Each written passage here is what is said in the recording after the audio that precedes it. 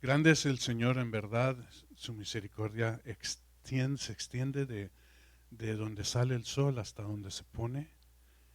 Su gracia abunda como el aire que respiramos, como el agua que es necesaria para nuestra vida. Así es nuestro Dios, así es el Señor en todo lo que Él es en nosotros.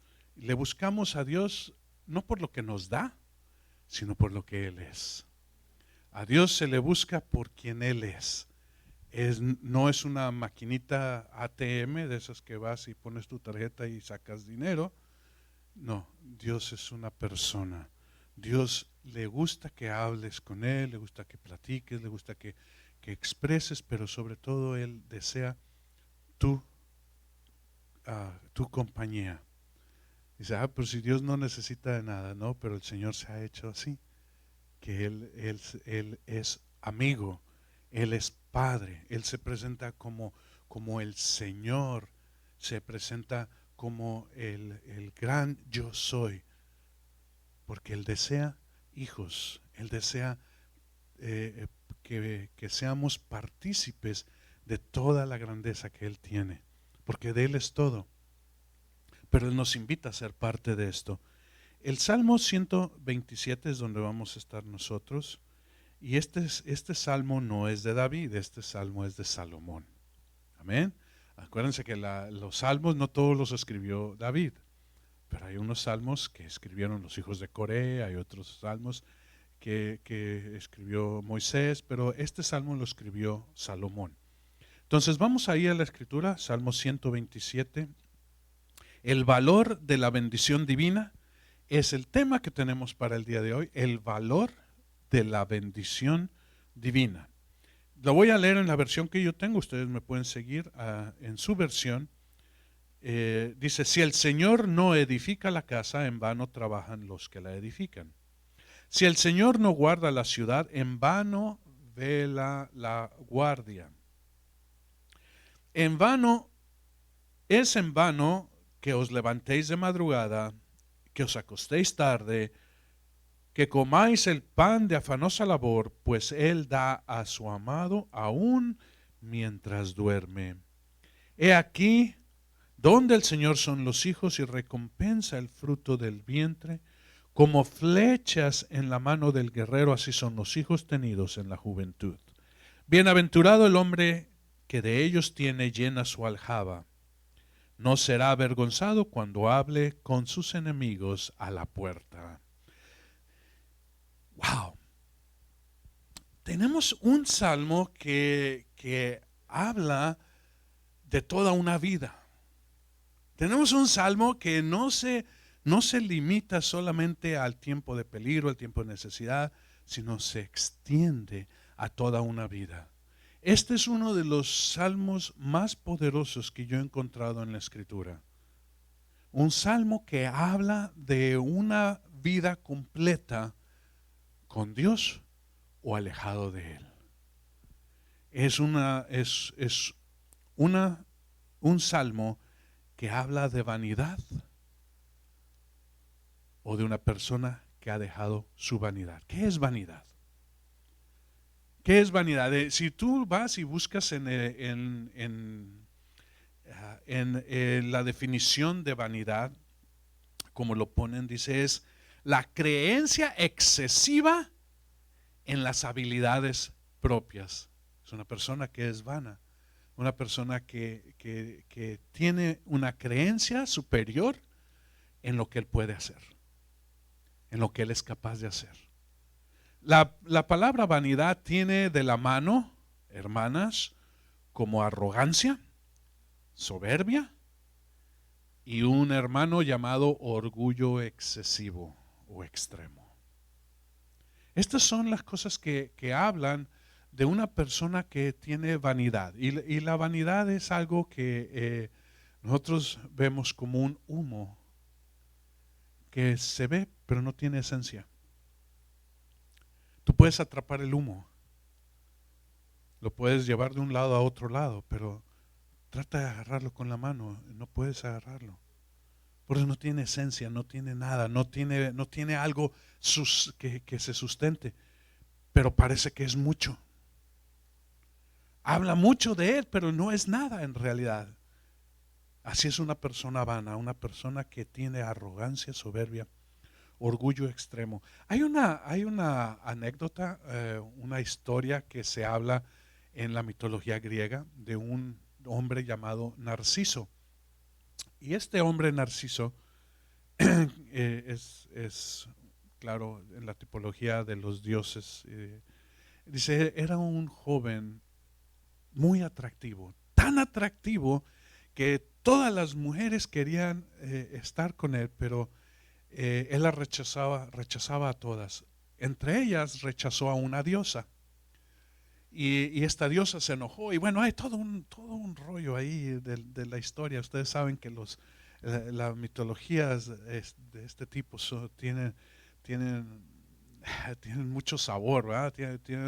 Tienen mucha salsa en los tacos, como decimos ahí los mexicanos, ¿no? Tiene muchas cosas, pero una cosa que me llamó mucho la atención y es de donde se sale la palabra narcisismo, y esto es cuando una persona se considera tanto a sí mismo que llega a caer en su propia necedad o en su propia vanidad. Dicen que era tan hermoso este hombre, este joven, que rechazaba todo otro tipo de personas, pero un día, dice, viendo su reflejo en las aguas, se enamoró tanto de su imagen que la quiso besar y al besarla se ahogó. Ese es el punto de la vanidad extrema.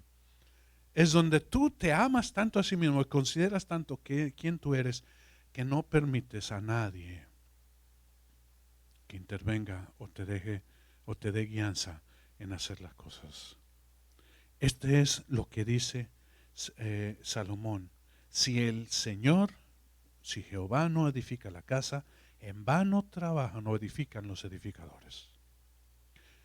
Si no es el Señor quien guarda la ciudad, en vano vela la guardia.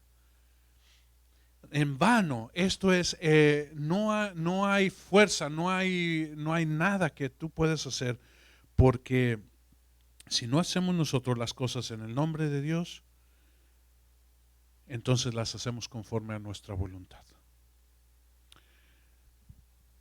Hay una pregunta que surge y es cuando nosotros deseamos hacer algo bueno. ¿Quiénes de ustedes han tenido ese deseo de hacer algo bueno? Inmediatamente tú haces todas las cosas para hacer esa obra buena. Pero ¿sabes que a Dios muchas veces no le agradan las cosas buenas? Dice, ay, espérame, ¿cómo es así? Dice, no, cuando tú haces las cosas, aunque sean buenas, sin que sea la voluntad de Dios o sin que tengas que Dios las apruebe, entonces estás en un problema. Hay un caso, y vamos a ver nosotros en la escritura, hay dos reyes. De hecho, los dos primeros reyes en Israel, Saúl y David. Estos dos reyes, ambos fueron ungidos por Dios. Ambos fueron llenos del Espíritu de Dios y ambos fueron capacitados y fueron tremendos guerreros y fueron tremendas personas. Pero Saúl tenía buenos deseos, pero no buscaba la voluntad de Dios. No vamos a leerlo porque todo esto está largo, pero en 1 Samuel capítulo 15 se nos narra la historia cuando Saúl fue rechazado por Dios. Resulta ser que el pueblo de Amalek, los amalecitas, habían sido quienes persiguieron al pueblo de Dios cuando estaba en rumbo a la tierra prometida. Moisés había llevado al pueblo y tenían que ir hacia el norte, hacia donde está el río Jordán y entrar por Jericó. Pero en el camino los Amalek y todo el pueblo, dice que atacó la retaguardia, atacó a los que iban cansados, a los que iban rezagados, y hizo gran estrago. Y Dios se enojó y le dio instrucciones a través de Moisés, dice, cuando estés establecido en tu tierra, y tengas reposo, no te olvides de este gran mal, porque yo lo quiero exterminar. Ahora, Dios quiere quitar el oprobio y el enemigo en tu vida. No lo veas como algo, porque dices, la guerra es mala, lo de matar no es bueno. No, es cuando Dios quiere quitar completamente lo que ha venido a ser una carga a tu vida, lo que ha venido a ser una maldición en tu vida. ¿Tú quieres que Dios quite lo malo, la maldición, lo que te hace mal? ¿Quieres que lo quite poquito o completamente? Completamente. Entonces así era este pueblo, y Dios le dio instrucciones a Saúl a través del profeta y le dijo: ve y destruye todo lo que es el pueblo de Amalek. Hombres, mujeres, niños, vacas, cabras, camellos, todo, dice, todo, porque es algo que está dañando tu vida, está dañando la nación. Dios conoce muchas cosas en nuestras vidas que tienen que ser erradicadas, pero nosotros a veces hacemos como Saúl. Él fue y destruyó todo, pero perdonó la vida del rey y de lo grueso, de lo bueno del ganado, las vacas gordas, las ovejas gordas, todo eso, porque dijo: voy a ofrecer ofrenda a Dios por esta victoria. Ese fue su deseo y eso fue lo que hizo. Cuando llegó Samuel, le dijo: ¿por qué has ofendido a Dios en desobediencia? Dice: no fue así, sino que yo fui y destruí todo Amalek. Dice: ¿y qué es el sonido de ovejas y de vacas que yo oigo? Ese balar de las ovejas y el mugir de las vacas. ¿Por qué? Dice: no, espérate, es que de todo lo que cogimos ahí, el pueblo, yo y el pueblo perdonamos todo eso porque queremos ofrecer una gran ofrenda, un holocausto a Dios.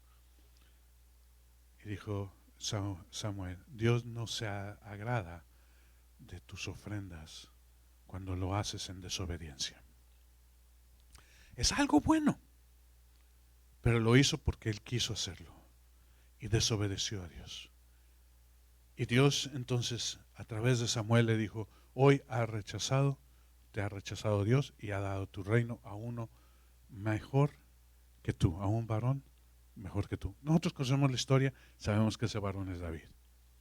Y ese varón, porque dijo: un varón me he buscado, como le dijo a Samuel, un varón con un corazón conforme a mi corazón. En su tiempo, pasado los años, David fue rey. David está establecido. Y habiendo tenido reposo de sus enemigos, tuvo un deseo. Esto nosotros lo encontramos en 2 Samuel 7:2. Vamos a ir a la escritura entonces. 2 Samuel, si quieres poner porque vamos a regresar al Salmo 127 en un rato más. Pero 2 Samuel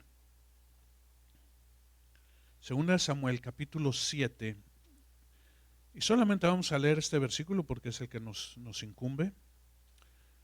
2 Samuel 7:2 dice, bueno, desde el 1 dice: porque sucedió que cuando el rey ya moraba en su casa, el Señor le había dado descanso de sus enemigos por todos lados. El rey dijo al profeta Natán: mira, yo habito en una casa de cedro, pero el arca de Dios mora en medio de cortinas. Él tenía un deseo de hacerle una casa a Dios. Él ya tenía su palacio, él moraba en una gran mansión, en un palacio. Pero la casa de Dios, o sea, el arca de Dios, moraba en una tienda. Y él dijo: yo quiero hacerle una casa a Dios. El profeta en un principio le dijo: ve y haz conforme a tu corazón, pero Dios le dijo esa misma noche a Natán, dice: no, ve y dile a David que no voy a dejarle que él haga una casa para mí, porque sus manos están llenas de sangre, porque ha estado en batallas, en todo esto. Pero dice: su descendiente, su hijo, me edificará una casa y yo lo voy a dejar que lo haga. Pero dile también que yo le voy a hacer una casa a él. Dice, él tiene un deseo de hacerme una casa, pero dice, yo voy a hacerle una casa a él y voy a establecer su descendencia y su reino para siempre. No fue a través de Salomón, pero fue a través de Jesús, donde el Señor hace esto con David. Pero David tiene este deseo y es un buen deseo, pero no se entercó en su buen deseo, sino que buscó la voluntad de Dios. ¿Será que Dios desea que este buen deseo que yo tengo, era buen deseo o no era buen deseo? ¿Era buena cosa o no era mala cosa? No, era buena cosa. Era una buena empresa. Pero Dios le dijo, no, no lo vas a hacer. Y él obedeció. Y en esto él fue exaltado. Entonces, ¿hacemos las cosas en el nombre de Dios o las hacemos simple y sencillamente porque es algo que es bueno hacerlo, es algo que es agradable, o lo hacemos porque es su voluntad? Fíjense que en las cosas de Dios siempre Él tiene su plan establecido. Y cuando Él tiene su plan establecido, nosotros tenemos que entrar en ese plan o perdernos la bendición. Así de sencillo. O entramos nosotros en su voluntad o hacemos las cosas como nosotros queremos. Ustedes saben, ustedes deciden. Pero estos dos reyes, uno fue levantado y el otro fue desechado. Aunque ambos tenían una buena voluntad y tenían un buen deseo. La bendición de Dios no es un paraguas. Y aquí es algo, yo quería haber puesto una imagen, pero es difícil encontrar una buena imagen para esto. Pero esto resulta de esta manera, ¿sí? Nosotros nos llevamos algo pequeño que podemos controlar a voluntad. En cambio, clamamos por su bendición y entramos en ella. Cuando Dios envía su bendición, es una lluvia, y no es una lluvia pequeña, es un lluvión, ¿verdad? Es un chubasco, es algo tremendo. Pero muchas veces nosotros nos cubrimos. Pero dice, tienes que ser saturado hasta los huesos. Me da mucho gusto cuando yo oigo las historias en Israel, cuando tuvimos la oportunidad de estar allí en Israel, en Jerusalén, en todo esto. El guía nos dijo, creo que ustedes han oído esto, dice, ustedes quieren un buen tiempo para ir y ver cosas, dice, están pidiéndole a Dios que no llueva. Dice, pero ustedes son un grupo de unas 30 personas, pero ahí están en contra de una nación que lleva días y meses clamando a Dios por lluvia. Dice, ¿quién creen que va a ganar? Dice, cuando llueve aquí es una bendición tan tremenda que la gente sale y alaba a Dios. Sale y se dejan mojar y se dejan empapar y dan gracias a Dios por el agua. Y eso quedó grabado en mi corazón tan tremendo que dije yo, Señor, yo quiero empaparme, saturarme cuando venga tu bendición. No cubrirme. Muchas veces nosotros vamos, ¿verdad? Con una persona y dice, donde yo voy va la bendición de Dios.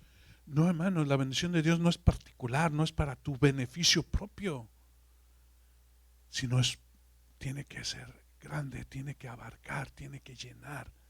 Así como la lluvia no cae sobre tu parcelita, sobre tu jardincito y nada más. Imagínate si yo fuera así de egoísta, Señor, manda lluvia, pero nada más aquí en mi jardín. Manda la lluvia, Señor, pero que el vecino se amuele, que se le seque el pino y el jardín, pero mi rosal que florezca con tu lluvia. Pero muchas veces así hacemos, no de esa forma, pero pedimos, Señor, bendíceme, Señor, y te olvidas que la bendición tiene que venir como lluvia. Tiene que ser la bendición sobre la ciudad, sobre tu vecindario, sobre tu nación, sobre el mundo. Cuando pidamos, no seamos escasos en pedir bendición pequeña, solamente para mi vida.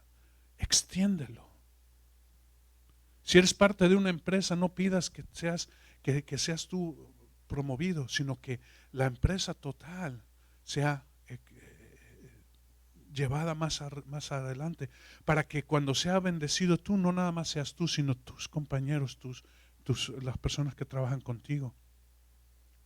Que haya una bendición completa. Esto es lo que habla cuando habla de que la bendición de Dios no es un pequeño paraguas, no es algo pequeño, es algo grande que se extiende, que llena, que alcanza, que satura toda una nación, toda una región. Entonces, esto es lo que habla de esto. Su bendición debe de saturarnos, como dice aquí, hasta los huesos. No sé si alguna vez tú te has empapado en lluvia hasta que quedas, dice, no nada más hasta los calcetines, dice, pero llega hasta, parece ser que mis huesos están llenos de agua. Y es así como Dios quiere saturar tu vida. Dios quiere llenarte tanto de su presencia, de su bendición, que quiere empaparte completamente. Deja tu concepto religioso y ábrete completamente a su gracia.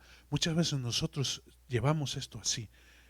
Esto es para mí y esto es para mí. Y no más vemos, como dice, no más allá de nuestras narices. Pero el Señor quiere que nosotros seamos conducto de bendición. Ustedes me han oído hablar acerca de este ejemplo y me gusta usarlo y lo voy a seguir usando. Nosotros somos como las mangueras, ¿sí? Nosotros somos como las mangueras que llevamos bendición de un lugar a otro lugar. Pero cuando llevamos esa bendición, ¿la bendición qué? Primeramente pasa por mí. Porque así es Dios. Dios lleva la bendición y yo quiero pedirle a Dios no que me llene a mí para que me infle y sea un balón, un globo. No, yo quiero ser un conducto de bendición. ¿Tú deseas ser bendecido en tu trabajo, en tus finanzas, en tu salud? Comienza a orar por otra persona.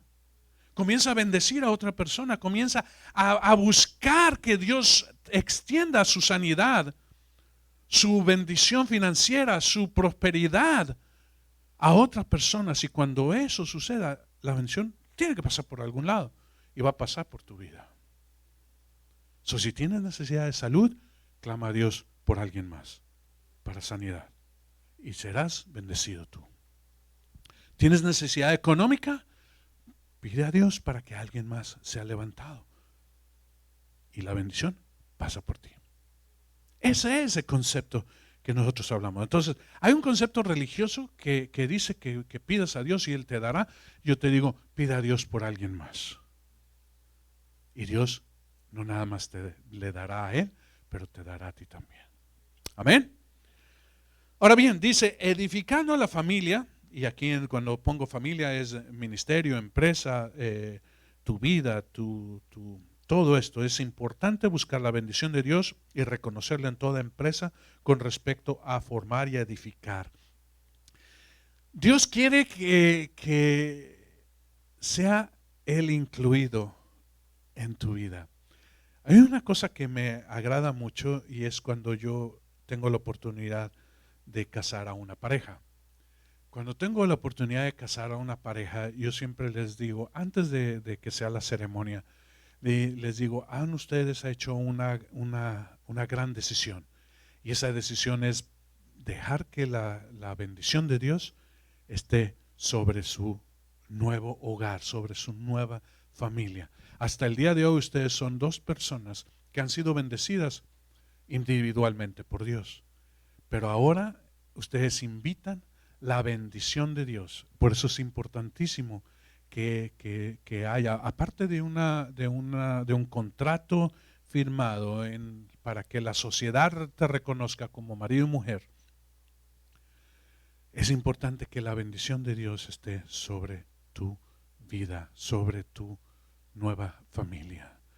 Si la bendición de Dios va contigo, está ahí presente, todas las cosas que sucedan van a ser bendecidas. Todas las cosas que vengan. Y así puede venir hijos, hijas, puede venir una casa o un auto, todo eso. Pero todo esto cae dentro de la bendición.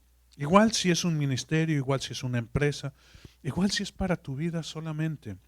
Dios quiere bendecirte tremendamente, pero es importante que tú clames a Él por su bendición. Que tú le pidas a Él que bendiga tu vida. Salomón fue ungido como rey. Y cuando Salomón fue ungido como rey, él habló con Dios y Dios con él y le dijo: Salomón, tú eres bendecido como rey después de tu padre David, y yo quiero darte lo que tú pidas. Pide lo que tú desees y yo te lo concederé. Y Salomón, siendo un joven de unos 20 años, 22 años, no era un hombre formado todavía era un joven cuando él tomó el trono. Y él dijo: Señor, yo pido sabiduría para gobernar y dirigir tu pueblo. Y esto agradó a Dios y dijo: no has pedido la vida de tus enemigos, ni has pedido riquezas, ni has pedido territorio, pero todo eso te lo concederé porque tú has pedido sabiamente. Has buscado agradarme antes que beneficiarte tú. Y la bendición de Dios dice que vino sobre él en su vida. Y le trajo paz, y le trajo prosperidad, y le trajo sabiduría, y le trajo tantas cosas. Porque él buscó incluir a Dios en su vida. Él pudo ser un rey, como después de él vinieron otros reyes, que sí pidieron riquezas o pidieron ser prósperos. Y muchos de ellos fueron así, pero ninguno de ellos fue bendecido como Salomón fue bendecido. Ahora bien, la bendición de Dios requiere obediencia. En Deuteronomio capítulo 28, y es largo el capítulo, pero es tremendo también. Dice que si tú obedecieres, vamos a leer solamente los primeros versículos de este capítulo. Deuteronomio capítulo 28, y es cuando están presentándose la bendición y la maldición a través de la obediencia. Vamos a leer el versículo 1, y yo voy a parar más adelante. Dice: y sucederá que si obedeces diligentemente al Señor tu Dios, cuidando de cumplir todos sus mandamientos que yo te mando hoy, el Señor tu Dios te pondrá en alto sobre todas las naciones de la tierra. Esto es las palabras de Moisés cuando él se despide del pueblo, porque Dios le lleva a morir. Y antes de morir, Moisés quiso bendecir al pueblo y trajo estas palabras al pueblo de Dios. Versículo 2 dice: y todas estas bendiciones vendrán sobre ti y te alcanzarán si obedeces al Señor tu Dios. Fíjate, bendito serás en la ciudad y bendito serás en el campo, bendito el fruto de tu vientre y el producto de tu suelo, el fruto de tu ganado, el aumento de tus vacas y las crías de tus ovejas. Benditas serán tu canasta y tu aresta. Bendito serás cuando entres y cuando salgas. Y así sigue: el Señor hará que tus enemigos se levanten contra ti sean derrotados. Versículo 8: el Señor mandará bendición, que sea contigo en tus graneros, en todo aquello que pongas tu mano. Versículo 9: te establecerá el Señor como pueblo santo para sí, como él juró. Versículo 10: vendrán a ti todos los pueblos de la tierra sobre ti, que es invocado el nombre del Señor. Y así sigue todo esto, pero más adelante dice,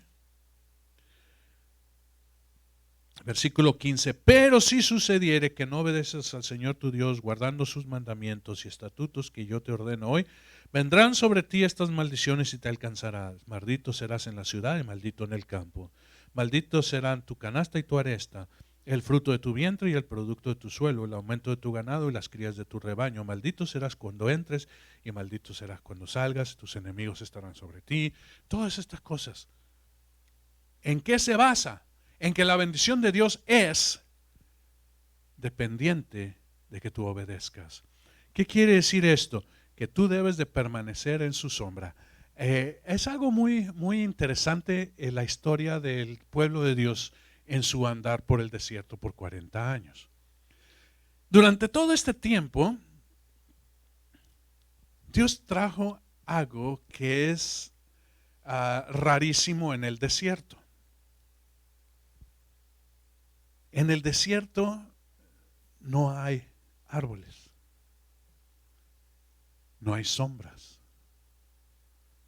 El desierto, cuando sale el sol, quema, y cuando se mete es un frío que hiela, que te llega hasta lo más profundo, porque así es el desierto, es extremo. De día es un calor insoportable, de noche es un frío inaguantable. Pero Dios trajo algo bien interesante. Todos los días que ellos estuvieron en el desierto, había una nube sobre el campamento. Así que estaban frescos en el desierto. En la noche Dios trajo una columna de fuego que se levantaba y cubría todo el campamento. Entonces imagínate, aire acondicionado y calefacción. ¡Pum! En todos los 40 años que estuvieron en el desierto. Pero aún así hubo gente que murió de calor y mucha gente que murió de frío. ¿Y por qué? Porque no estaba en la presencia de Dios. Dice, cuando la nube se levante del campamento y vaya, dice, sigue la nube. Sigue la nube. Ah, no, pero es que yo ya establecí mi casita, mi tienda de campaña, ya le puse ahí está bastante agradable, me esforcé mucho y la nube se levanta y va hacia otro lado y tú dices, bueno, no, aquí me quedo. Pues ahí te mueres. ¿Por qué? Porque no estás en la voluntad de Dios, no estás en la presencia, no estás bajo su sombra, no estás bajo su cobertura. En otras palabras, la bendición de Dios está, pero tú te la has perdido. ¿Por qué? Porque no has ido donde está Él. Porque no has obedecido su voz. Así que la bendición de Dios siempre está y siempre está dada y siempre es presente, pero nosotros, si nosotros hacemos lo que nosotros queremos, en este caso en el desierto, te quedas en tu lugar y no sigues la nube, tú pasas las consecuencias. No, tampoco iba a haber agua y tampoco iba a haber alimento, porque el agua y el alimento solamente eran donde estaba el pueblo de Dios, no en todo el desierto. No en todo el desierto caía maná, no en todo el desierto la roca seguía al pueblo de Dios dándoles agua. No era en todo, sino solamente donde Dios les llevaba a ellos. Así que nosotros podemos permanecer bajo su bendición o salir de ella si obedecemos o desobedecemos a Dios. Hasta allí en los dos primeros versículos. El siguiente versículo, bueno, dentro de este primer versículo dice, si el Señor no guarda la ciudad, en vano vela la guardia. Muchas veces nosotros creemos que tenemos una espada tremenda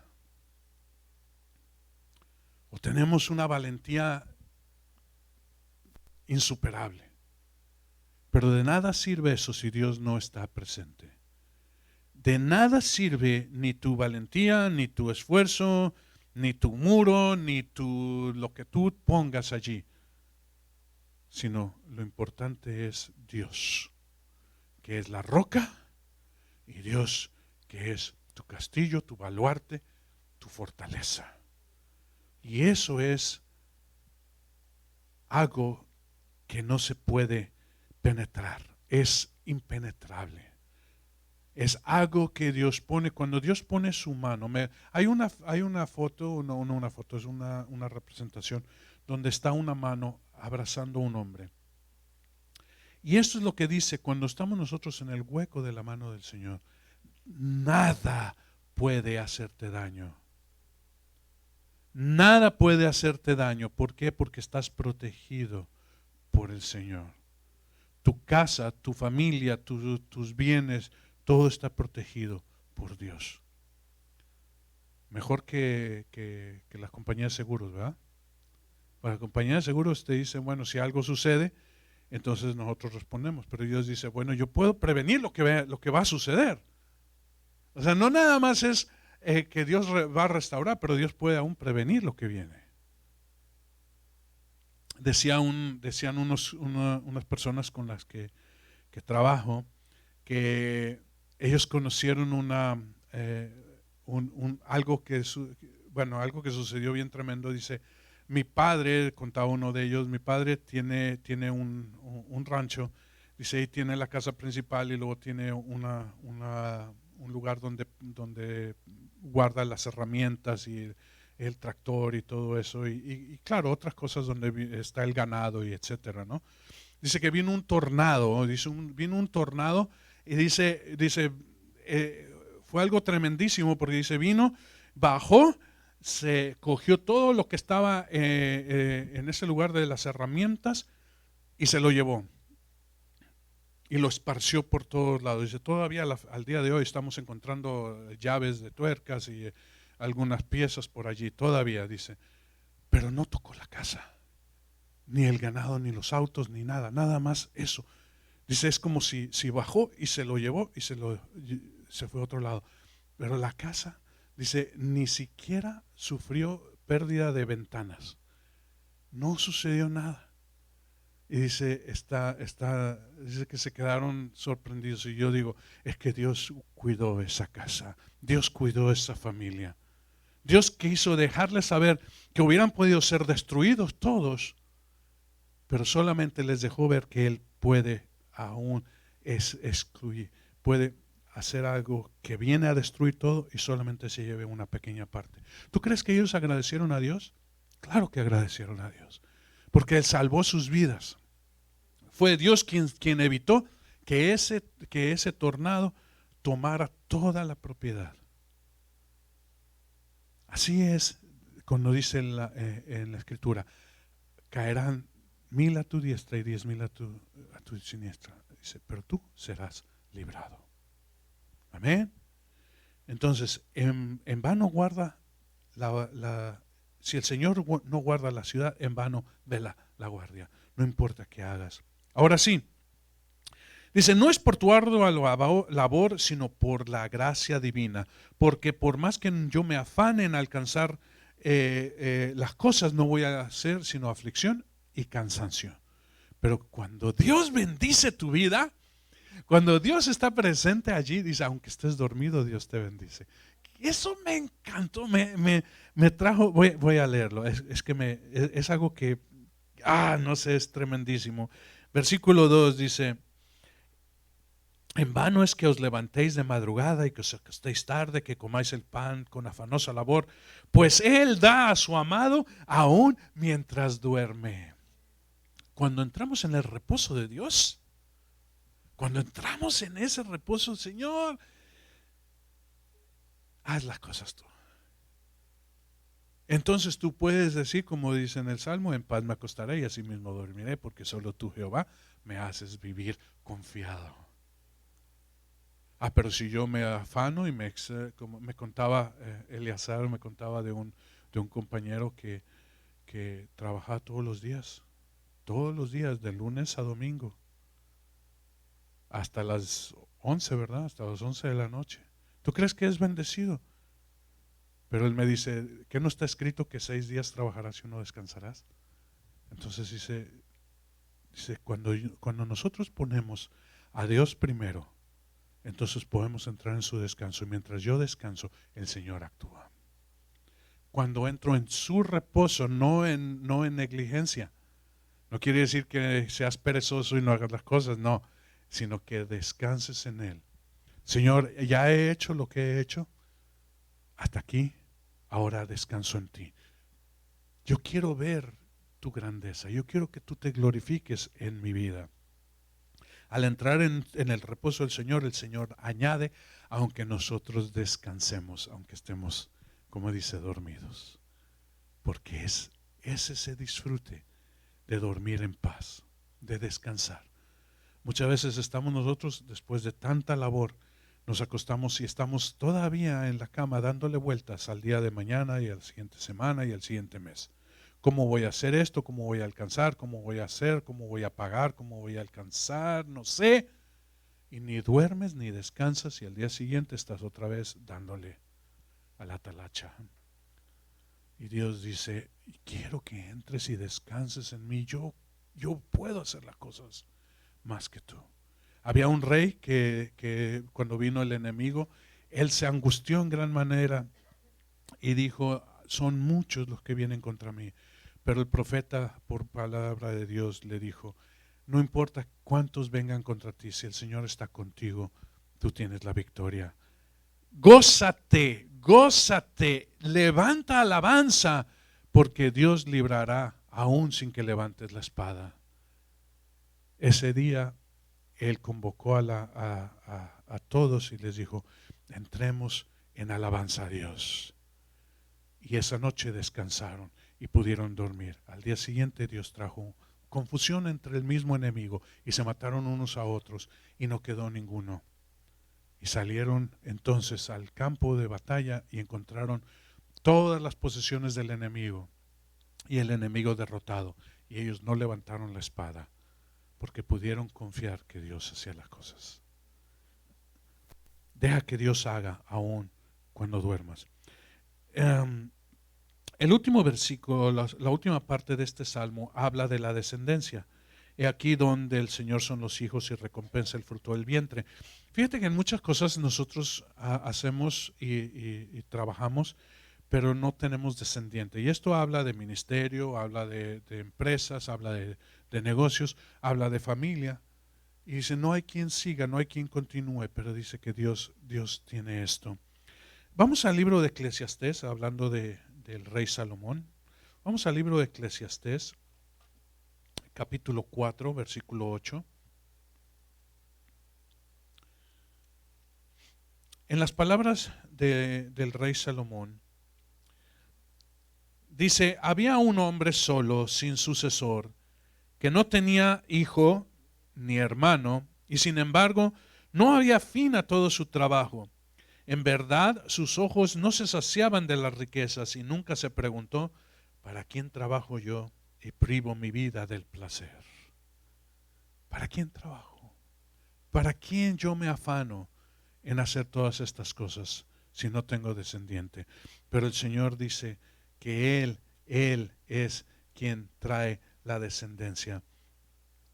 Dice en el versículo 4, como flechas en la mano del guerrero, así son los hijos tenidos en juventud. Bendito el hombre que de ellos tiene llena su aljaba. No será avergonzado cuando hable con sus enemigos en la puerta. Dios trae la bendición de la descendencia. Dios trae que el propósito se extienda sobre la tercera y la cuarta generación. Tú no te preocupes de estas cosas. Exalta a Dios, busca a Dios y Él traerá. Si estás preocupado por quién va a sucederte en el ministerio, no te preocupes, Dios lo hará. No es tu ministerio, es el ministerio de Dios. Si tú estás preocupado por tu casa o por tus bienes, no te preocupes, Dios lo hará y extenderá esa bendición. Tú ahora disfruta, descansa, reposa, que Dios tiene las cosas ya arregladas, que Dios ya tiene estas cosas para ti. Y me encanta a mí que cuando habla el Señor, dice, yo soy el Dios, tu Padre, el Padre de Abraham, el Padre de Isaac y el Padre de Jacob. Y habla de esto como si Dios fuera el Dios de generaciones. Y eso es lo que a mí me gusta. Me gusta que Dios tiene ya todo esto. Entonces, en total, haciendo un pequeño resumen,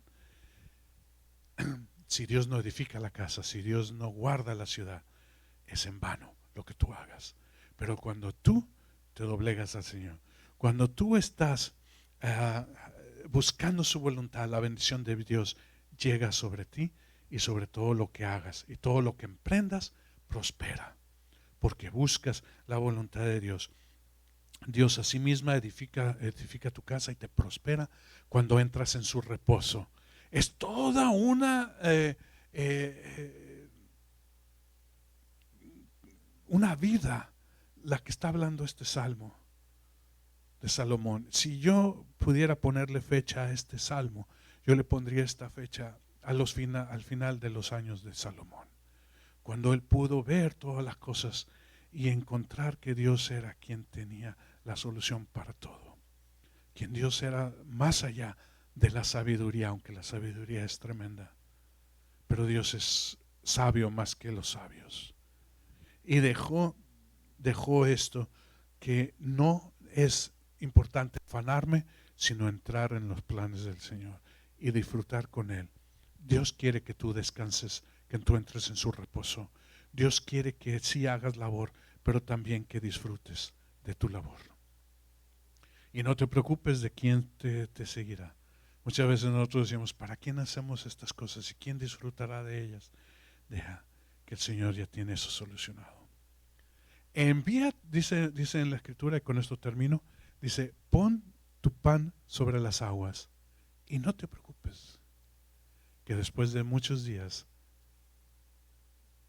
la recogerás. Dice, ¿cómo es posible si el agua ya se llevó el pan? Dice, no importa, Dios sabe, Dios conoce, porque en ese llevar la bendición sale, pero nada regresa sin que el Señor cumpla el propósito para lo que le ha enviado. La palabra de Dios no regresa a Dios vacía, sino que cumple el propósito para el que has llevado. Echa tu pan sobre las aguas. No te preocupes, tú bendice. Es que yo bendigo a mi vecino y no veo resultados. No te preocupes, sigue bendiciendo. Es que yo bendigo a mi compañero y no veo. Tú no te preocupes, sigue bendiciendo. Deja que Dios haga las cosas.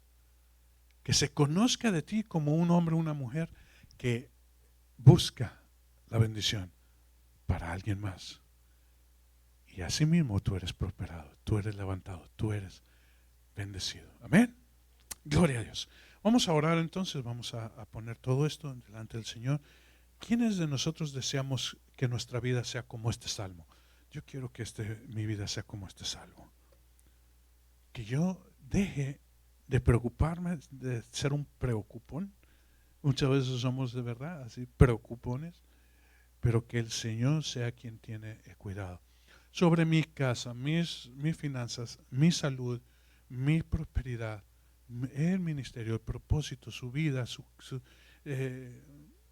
las decisiones que yo haga sean en el Señor.